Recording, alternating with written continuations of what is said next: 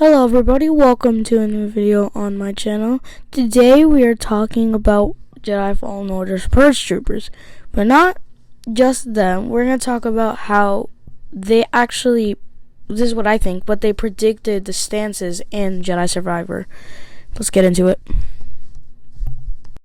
First we're going to do the double-bladed lightsaber, and the Purge Trooper with that is the Electro Staff, because the Electro Staff, because it has two ends, double bladed. So the Electro Staff Purge Trooper has a lot of defense and more speed, but not that much power. The only really powerful attacks are his unblockables, like the one you just saw right now. And there's an attack where he continuously attacks you and you can't get out of it, and then he does an unblockable. So yeah, that's how the Purge Trooper I'd say it is. This I got from Jedi Survivor, actually from Bombastic. You can go check it out, and we're just gonna listen to him say it. There's more fluidity to it. I found at times in Jedi Fallen Order, this stance would feel like your feet are kind of stuck in mud, like you're moving a bit slower. But in this game, the stance features more combos and ways of making you feel like you're dancing around your enemies. That said, something I know some people are quite disappointed about: the combo moves from Jedi Fallen Order, where you'd switch from. We got dual wield, and this is Electro Baton and this one is really powerful, bro. When I was first time playing, I really struggled with the Electro Baton.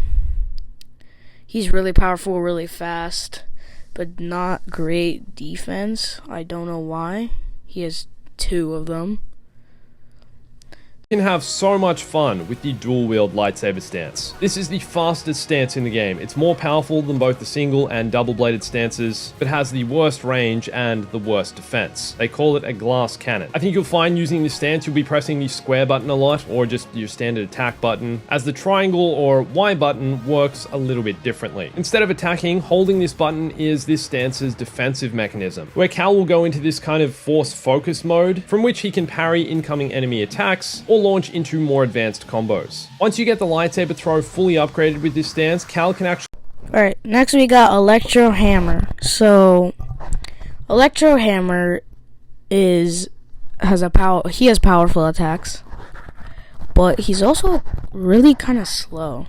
Well, but that's pretty obvious because that's big, look at it.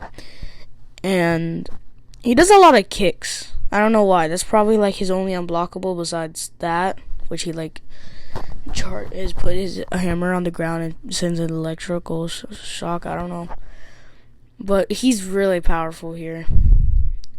So in my first I had to do another recording because something happened. I think it glitched out. I don't know, it didn't save, but in that recording he beat me to death. So yeah, he's slow but powerful. Is the most powerful and I'm gonna say the most brutal stance in Jedi Survivor. It's the slowest stance in the game, but has decent range and also the best defense. Now this thing feels really slow and heavy, kind of like using a giant mallet or a giant axe in a similar Souls-like game. It also has a shockwave ability which you can use after jumping, which you can upgrade to have more range. This does a bit of damage to enemies, but mostly stuns them so they get knocked over, and then you can move in for a finishing attack. The charged reflection ability is one of the most fun to use with this. Basically, once you unlock this, if you deflect a blaster bolt back at an enemy, it becomes a charged bolt and deals way more damage, usually killing. Last but not least, we have Blaster Stance, or the Commander. Commander is the only one who doesn't have the Electro thing. He has a blaster, and as you can see, his unblockables shots are really good. It's it's a charged up bullet. And if you try to deflect all his blasts, it's basically, you can. He moves out of the way. And obviously he has range because, he has a gun. So yeah, that's how I would say it. Let's see what the man... Stance is probably the most unique, strange lightsaber stance in Jedi Survivor. So uncivilized.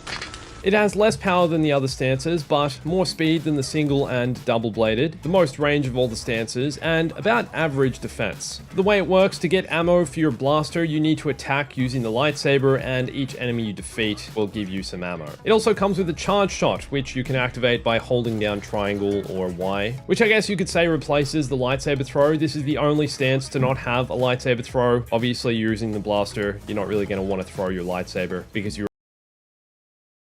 So that's how I think the Purge Troopers equal the lightsaber stances in Jedi Survivor. I hope you guys enjoyed this video.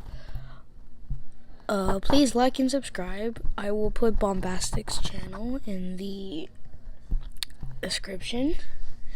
And I don't know if it matters in the meditation training, but I was playing on Master, Jedi Master.